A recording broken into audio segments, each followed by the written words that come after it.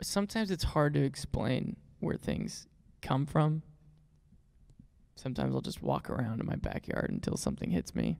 And yeah, Ned's I don't know. I've always had a relationship with I think we all do, a relationship with our creativity. A lot of times that relationship is complicated. There's a tension to it. It's not all positive. It's not all good.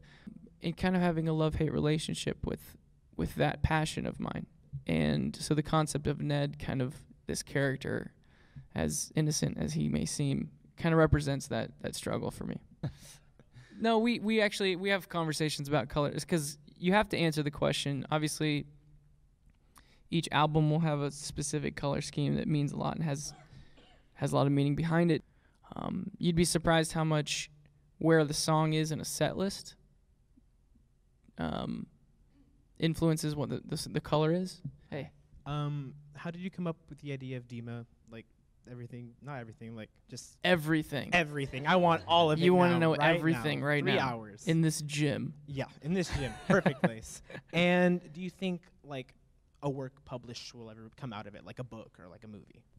Man, anytime we're asked that, we're always flattered that there's enough there for anyone to think that that's a next step. That was never our intention. We don't have any plans of necessarily publishing something, whether it's a book or a movie or a show right now. But the idea of being able to create something that has enough depth to it that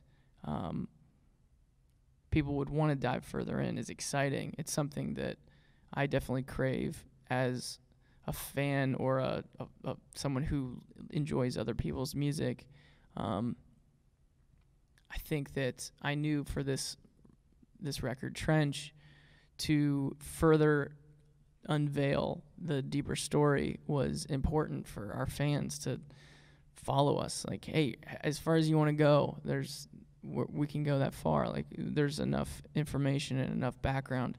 And ultimately, it was building a story where, in the same way that I was kind of not distracting myself, but building things that were representing real things in my life, in my psyche. It helped me understand them. It helped me learn how to cope with them, how to live with them. Because not everything is something to solve, but it's just something to manage. And for me, storytelling and songwriting was one way that I was able to do that. And I thought that if we could share that with the people who listen to our music, it would at least give them an opportunity to join us in that and hopefully be inspired to create their own story, whether it's a part of the one that we've introduced or a brand new one. And so we're just happy that people have figured it out. Was it hard to structure the Dima Trench storyline since Blurryface was so abstract? Bella, Bella, Bella, Bella. I think that it was a good starting point. Blurryface being abstract, like you said, even though we knew the details of the character and the story behind it, we didn't know exactly. It's different now. Our relationship with our fans is different now than it was back then, especially when we were releasing Blurryface. We were still very much feeling out what our back and forth was going to be like with our fans at that point, wanting to strengthen it, but not sure if it was going to come off too, forceful. And so the idea of the character of Blurryface and it being kind of an ambiguous figure that represents something, even more ambiguous, was a place to start and kind of a litmus test of how is this going to come across? Is this gonna get in the way of people just enjoying the music? Is this gonna get in the way of someone finding their own message inside these songs? Because if you so strongly brand a song or an album, sometimes that can be too clunky or kind of get in the way. It loses its ability to, mean something to a lot of people. So, but it was perfect because the response to that was exactly what blurryface represented, our fans stepped up and really understood what we were trying to say. You have to understand, we don't know if anyone's going through what we're going through either, you know?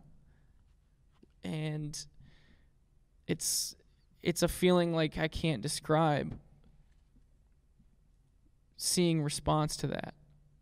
You know, putting down in song, in lyric, something I'm going through, and then seeing a response to that is one of the most amazing feelings, and I feel so lucky that I'm able to see that and be a part of that. And but I guess what I'm saying is blurryface was important to be that kind of invitation to want to be a part of this story.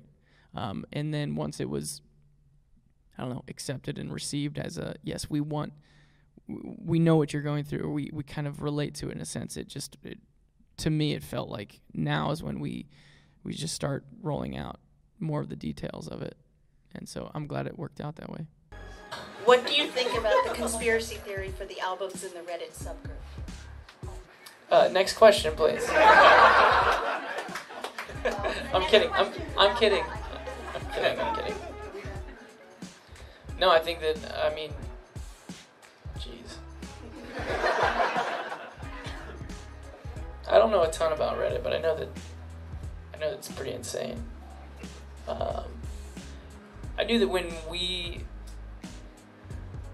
had the platform to create something, whether it was an album or a song or multiple albums, I always felt like there was such an opportunity to tell more of a story, to fill those things with more, meaning and purpose. And so when we dove into, the story of Blurryface and into Trench, it kind of working together and the narrative that runs throughout, I wanted to make sure that there was deep enough of a narrative that however far anyone wanted to go, there would still be meaning and content and things to understand and uncover. And I didn't know if it was going to be all for naught, because I just didn't know if people would care enough to dive into it. But I think that, the community of people who've tried to figure out exactly what the story means and the little details of it, but also trying to figure out how does that best relate to what I'm going through or what the listener is going through right now. And something as simple as giving a name or a place or a characteristic to an issue that you're having personally can help you wrap your mind around it a little better. And so everyone that in our fan base that have decided to dive in and really try to figure it out, I don't know, it means a lot to us. And I guess we're relieved that people wanted to, or else there would just be this whole thing out there that no one ever discovered or figured out, which would have sucked.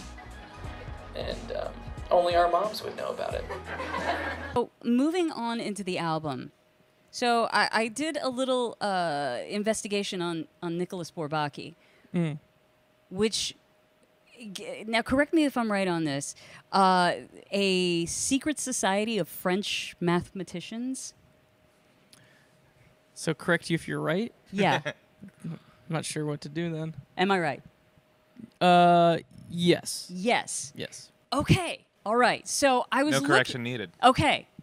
So this is correct hit me. information. All right. So how far are you into a Wikipedia wormhole when you come across that? Because I've never heard of this group or any of this.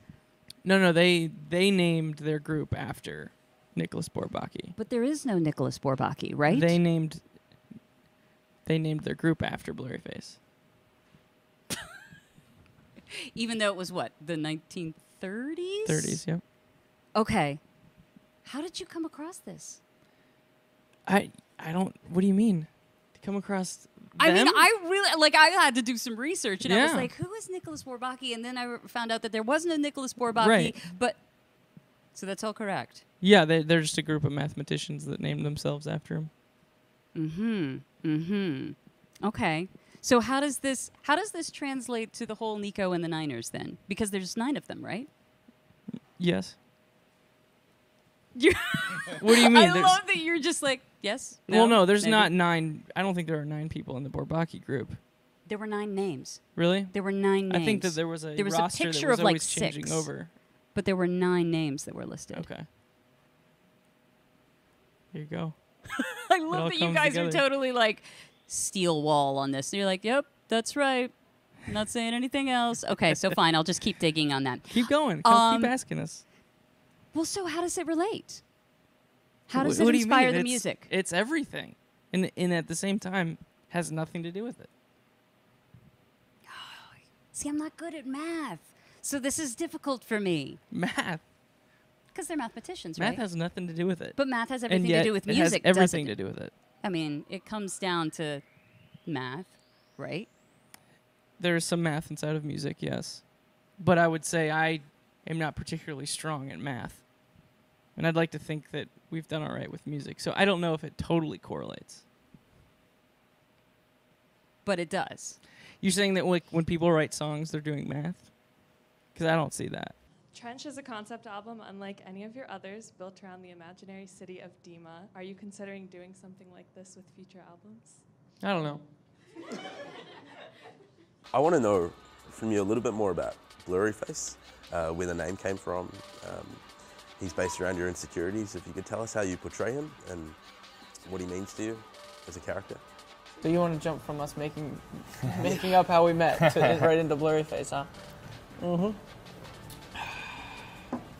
Blurryface is, well, it's the name of our record that we put out, and then he's a character that represents insecurities, and it helped me to come up with a name, Face, giving him a seat at the table to stare across and really understand what it is that I struggle with, and not just me, but us as individuals and also as a band together. And so I know I'm insecure about certain things. I know what I don't like about myself, but how can I understand these things and how I compensate for them? You know, how does it change my behavior every day? And so writing songs through that filter, trying to overcome this character that's ultimately just something inside of myself, it helped me. It gave us focus when we were trying to create a record, and it's not something that we just try to defeat once, but every time we take the stage, it's an adversary, and so it gives us a sense of purpose. Nothing ever really makes sense on the surface, and you have to do a bit of scratching, and that's cool. Scaled and icy. That's, I mean, it's very emotive. Talk me through that, Tyler. Yeah, well, when I first told my mom that was the name of the record, she goes, "That's kind of hard to say." And I was like, "Thanks for the input, Mom. I'll talk to you later." Scaled and icy, and I guess it's a play on words for. It felt like what was expected of a music, I guess, project nowadays. It came from a world that was scaled back and isolated. That was a phrase that kept on, bouncing around in my head. Scaled back and isolated. Two very dismal, phrases.